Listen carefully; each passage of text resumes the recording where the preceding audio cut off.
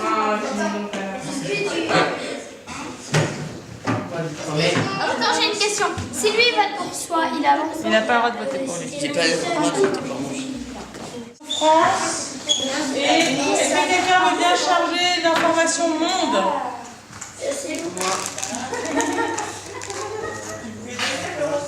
Arrête de narguer, toi. Ah ouais? Non, j'aime pas.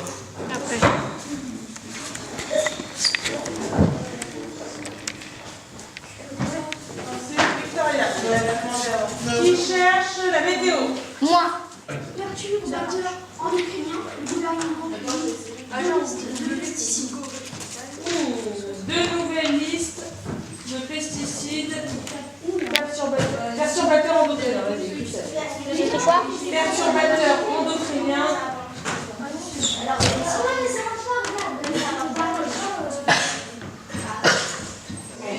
Oui, Enzo? C'est quoi les perturbateurs endocriniens? Mais c'est vrai ça.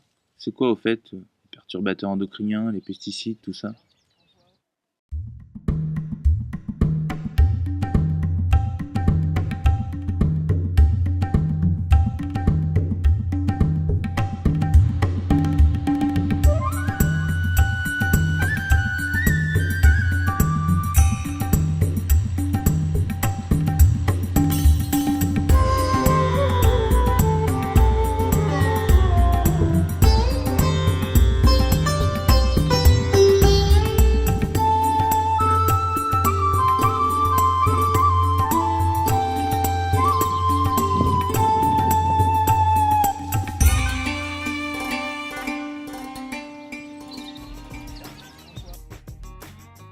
Mais alors, un pesticide, c'est quoi? Alors pour moi, un pesticide, c'est un produit chimique qu'on met sur des plantes pour éloigner les insectes ou faire mieux pousser les plantes. Je sais pas du tout parce que je sais même pas ce que c'est. Je sais pas trop ce que c'est des choses pour tuer l'herbe. Pour moi, des pesticides, c'est des choses pour tuer les mauvaises herbes. Pour moi, un pesticide, c'est un produit qu'on va mettre sur les champs, les cultures, pour tuer les bêtes qui viendraient les détruire. C'est des produits qu'on va rajouter dans les cultures pour permettre que ça pousse mieux, que ça soit plus rentable. Les pesticides, je pense que c'est des produits qui évitent toute maladie au départ. Ça a été peut-être bien à une époque parce que c'était un peu innovant. Bon, ça réduisait les herbes folles, ça, voilà, etc. Pour en savoir un peu plus, on a été posé la question à un spécialiste. Alors un pesticide, c'est un produit chimique qui a été inventé pour tuer. Tuer soit les insectes, soit les plantes. Hein. Et alors, il y a plusieurs variétés de pesticides. Il y a d'abord les herbicides pour tuer les plantes, les insecticides pour les insectes, les rodonticides pour les rongeurs, les fongicides pour les champignons, les corvicides pour les corbeaux, les vermifuges ou vermicides. Hein. Et donc, tous ces produits-là ont été fabriqués pour être à la fois capables de tuer le vivant et en plus d'être persistants dans l'environnement. Ce sont des produits qui sont faits pour tuer. À l'heure actuelle, les pesticides, on en trouve où? On en trouve dans les sols, mais on en trouve aussi dans les eaux, hein, dans les eaux de surface. Hein. L'herbicide le plus rencontré dans les eaux de surface et dans les eaux profondes, c'est le glyphosate. Donc vous voyez que ce sont des produits qui sont faits pour persister et qui se bioaccumulent dans les organismes et qui se bioaccumulent aussi dans nos corps. La bioaccumule à quoi? La bioaccumulation. Tu vas voir, c'est pas si compliqué. Pour vous expliquer, on va partir sur une pyramide alimentaire. Au pied de cette pyramide, on va mettre un champ de blé, qui sont les végétaux producteurs de matière organique. Au-dessus, on va mettre des consommateurs, comme un criquet par exemple, qui lui, dans notre pyramide, va manger 2 brins de blé. Il y aura d'autres consommateurs, donc d'autres criquets, mais aussi un campagnol, qui vont eux aussi manger chacun 2 brins de blé. Au-dessus, on va mettre des prédateurs, comme les musaraignes, qui vont manger 2 criquets chacune. Mais on va aussi mettre un super prédateur, comme notre chouette effraie, qui elle va manger 2 musaraignes, mais aussi un campagnol. Notre agriculteur, qui n'est pas très content de voir les criquets dévorer son champ de blé, décide de traiter. Nous nous retrouvons donc avec une molécule de pesticide sur chaque grain de blé. Sur notre pyramide alimentaire, nous voyons que un criquet qui va manger 2 grains de blé se retrouve donc avec 2 molécules de pesticides dans le corps, comme tous les autres consommateurs de la pyramide. Nos musaraignes, qui vont elles manger chacune 2 criquets, vont donc se retrouver avec 4 molécules de poison dans le corps. Et notre super prédateur, la chouette, va donc se retrouver avec 10 molécules de poison. Et ça, c'est pour une molécule, et chaque pesticide en contient plusieurs dizaines. Mais alors, c'est dangereux? Oui et non, parce que dans des trucs qu'on achète, qu'on mange, on mange quand même des pesticides, mais c'est quand même un peu dangereux. On mange des pesticides, mais c'est pas aussi dangereux que du poison. Vu qu'il y a quand même j'ai déjà vu des préventions un peu pour les pesticides, je pense que oui. Je sais pas. Parce que pour l'instant je suis pas malade, donc à mon avis, si ça se trouve j'en mange, et puis à mon avis,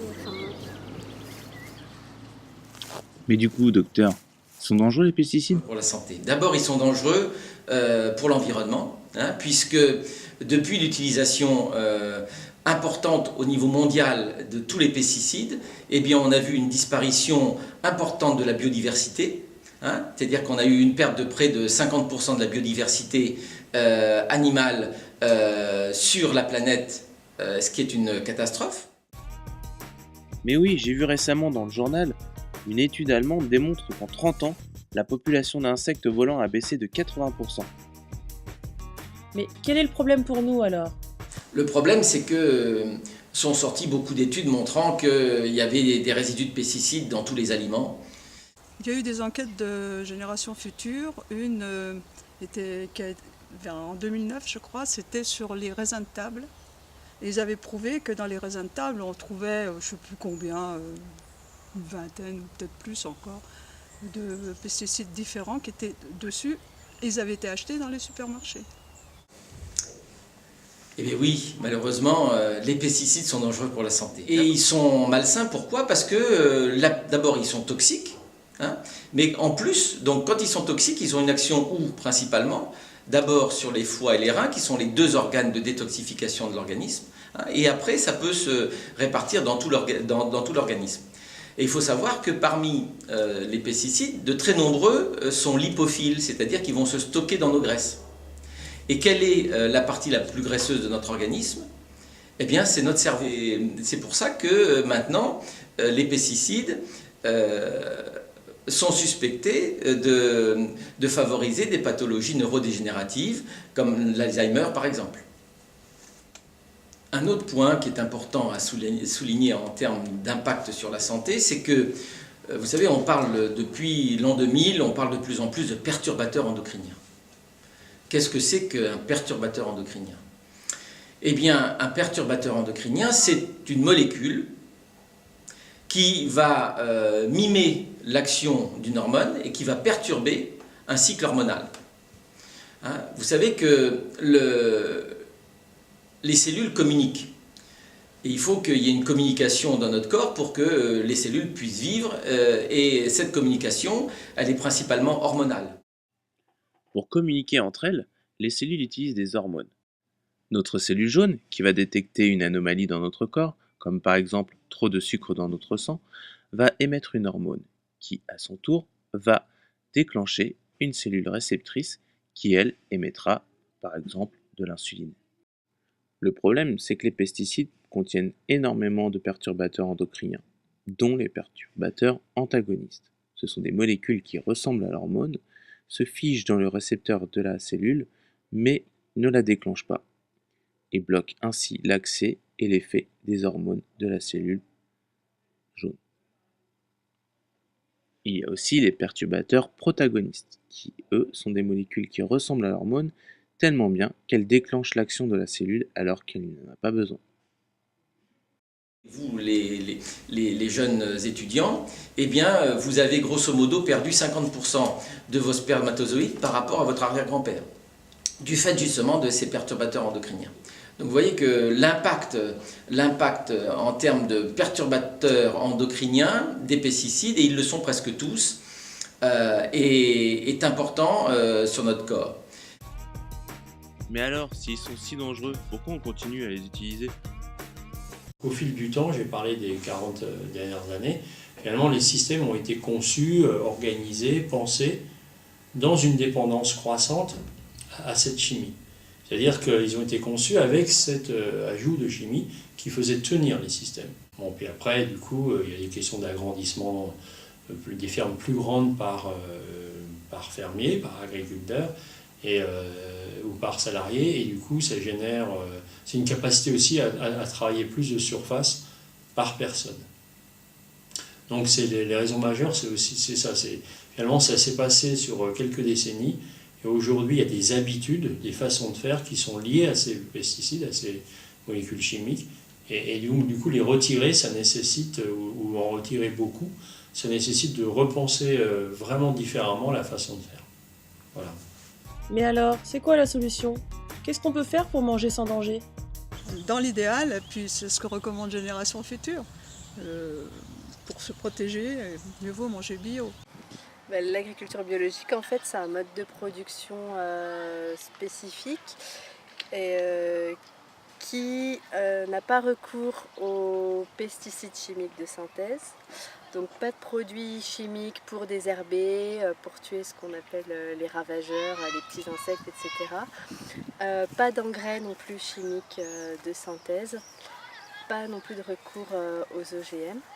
C'est pour les cultures, et pour l'élevage, c'est des animaux qui vont être nourris exclusivement avec des aliments bio, pour le coup. Il va y avoir aussi certains critères pour favoriser leur bien-être. Ils vont avoir de l'espace, pour se déplacer dans la bergerie ou dans l'étable par exemple. Ils vont avoir un accès permanent également au plein air, donc il y a certains critères pour favoriser le bien-être des animaux. Elle est là la solution. Pourquoi tous les agriculteurs passent pas à l'agriculture biologique?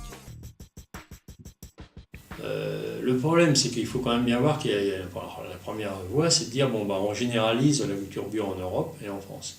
Sauf que, pourquoi pas, mais le bouleversement, alors qu'on a du mal à passer la barre des 6%, que peut-être à la fin du quinquennat on sera à 8%, c'est l'ambition du quinquennat, on voit bien que c'est quand même mal parti, que ça va mettre extrêmement longtemps de généraliser.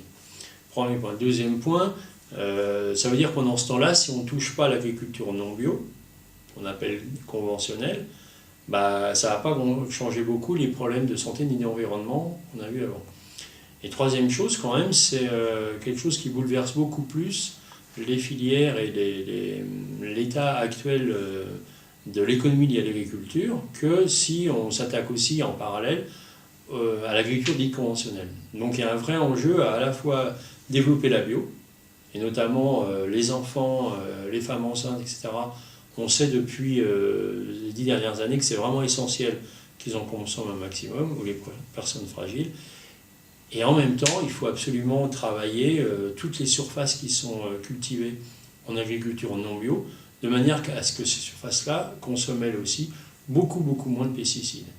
Nous, on insiste beaucoup sur favoriser l'introduction de produits bio locaux. Évidemment, si on connaît, si on a déjà vu travailler le producteur, on a quand même plus une garantie de qualité.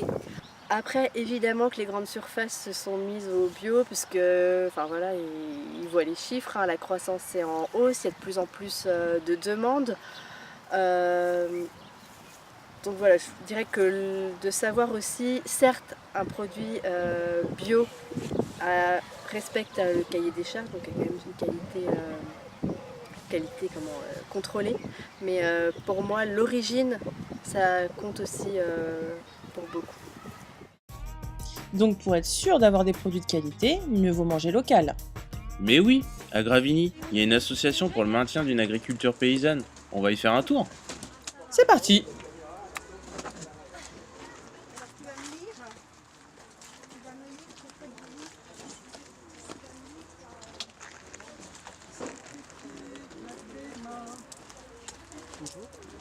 Bonjour.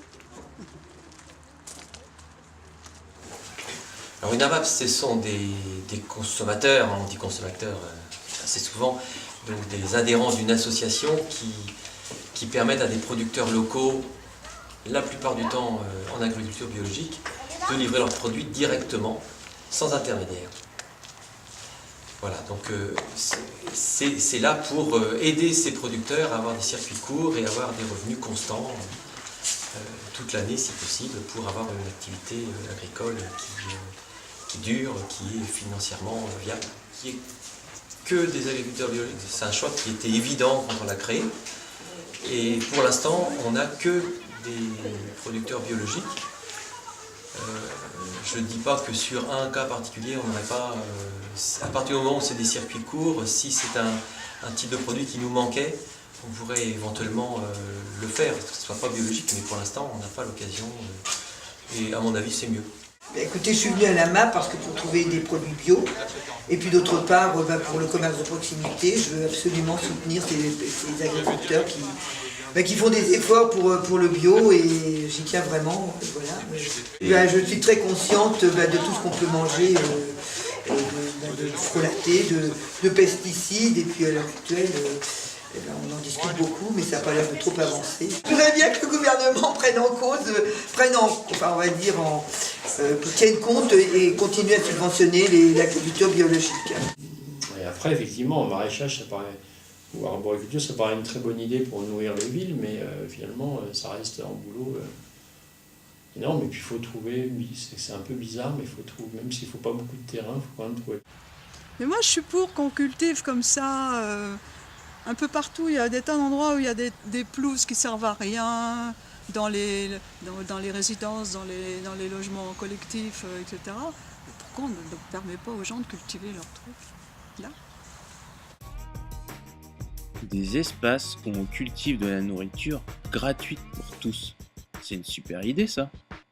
Il y a une association qui fait ça sur Évreux, je crois. Je surfais sur internet quand je suis arrivée en ville, parce que je suis issue de la campagne en fait. Je suis tombée sur le site des incroyables comestibles et tout de suite ça m'a parlé. Je me suis dit c'est formidable, c'est réalisable, c'est très enthousiasmant et j'ai vraiment envie de mettre ça en place dans ma ville, quoi. Et c'était en 2013. Et petit à petit, on a décidé de monter une association qui s'appelle Partageurs. Et on met en place dans la ville, à divers endroits, partout dans les quartiers, au centre-ville, des bacs. Et on voit que ça fonctionne. Et si on veut quelque chose, il faut le faire. Si on veut manger sain, on a la possibilité de le faire. Ça, c'est la preuve qu'on peut le faire. Et ça, moi, j'y crois vraiment. Je crois vraiment que les gens, enfin j'y crois, je fais un soupir parce que du coup, faut ramer quand même, parce qu'on est loin, mais on le voit quand même souvent, des gens qui demandent que ça les démange de venir. Ils sont ravis de pouvoir en fait se remettre les mains dans la terre pour se reconnecter un petit peu à la terre. Quand on fait du jardin, on se vide la tête, on se fait du bien à soi-même en fait. Avant même de pouvoir récolter le fruit de notre travail, on se fait déjà du bien juste en se posant autour d'un bac, à le désherber. On prend soin de quelque chose, on se pose, on vit au rythme de la nature, on arrête de courir. Et simplement ça, déjà ça fait du bien. Après, s'il y a des récoltes, c'est mieux. Si on en profite, c'est bien. Si on voit quelqu'un d'autre en profiter, ça peut faire plaisir aussi. Quand on voit des enfants manger des fraises, des groseilles, des framboises, c'est super. Et ça, c'est comme ça, moi, en fait, que j'ai été sensibilisée à la nature. C'est quand j'étais petite, c'est quand j'ai mangé des fraises, quand j'ai mangé des framboises dans le jardin de la voisine, des trucs comme ça. C'est ça, quoi. Donc, j'ai espoir qu'en fait, les enfants des villes puissent aussi être sensibilisés et avoir se connecter, avoir un petit aperçu de la connexion, de ce que ça fait et qu'ils ont envie d'y revenir, quoi. Cette quête de manger sans pesticides nous amène à nous reconnecter à la nature, à respecter le cycle des saisons et à créer du lien social. Plus on cherche de solutions, et plus on trouve de personnes qui nous proposent des alternatives. Toutes ces rencontres furent très enrichissantes et nous ont motivés. Oui, depuis, on s'est inscrit à la MAP, on mange donc bio et local. On a même construit des bacs pour mettre en place notre potager. Et on en parle autour de nous surtout. Et vous mangez quoi ?